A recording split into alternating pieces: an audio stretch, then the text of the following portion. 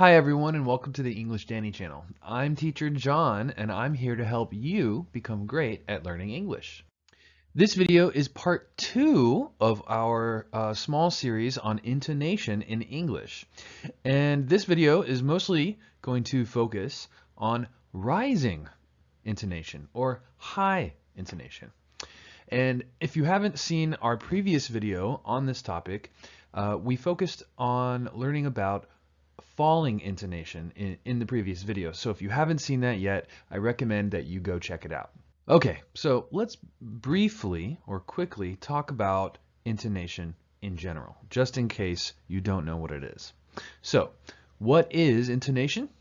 Well, it's the natural rise and fall of language. And it is necessary to use it in English as well. It can help you understand the mood of the conversation, and it can also help you understand if someone is finished speaking or if someone asked a question, okay? Or even if someone is not finished speaking. And English has 3 different kinds of intonation: high, middle, and low. And English speech, it naturally uses all 3 of the different tones. And in this video, we're going to focus on rising intonation and all the different ways that it's used in English. What is rising intonation? Well, it's when your voice rises to a high pitch, like I just did. And this can happen at many different points in a sentence. So it's a little bit different than falling intonation in that sense, when usually falling intonation is at the end of the sentence. Rising intonation can be used at many different points in the sentence. It's very important to understand what rising intonation communicates. And the first thing that it can communicate is uncertainty. Okay? It means that you are not sure of the truth or of what you're saying, or you are asking a yes or no question. Okay? So especially for native speakers, when they say the word maybe, there's usually a rise in pitch. Okay? Their intonation goes up because they're uncertain. It can also communicate incompletion.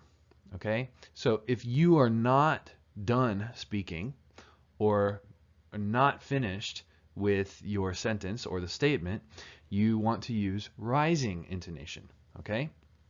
Because you're still thinking of more information to say or to add to what you're trying to say. Okay, now let's take a look at an example of rising intonation. And here we have a sentence.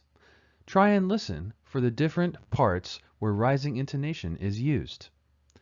John plays guitar, piano, and drums. Isn't that great? Guitar has rising intonation. So does piano. But drums has falling intonation. And then the word great also uses rising intonation. Guitar, piano, and drums is a list. The items in the list have rising intonation until the final item. The final item uses falling intonation. And the final sentence here is a yes or no question. So we use rising intonation. All right, everyone, that's our video for today. If you really enjoyed this topic, please let us know in the comments and I can make some more videos for you guys. All right? Thanks for tuning in to the English Danny channel.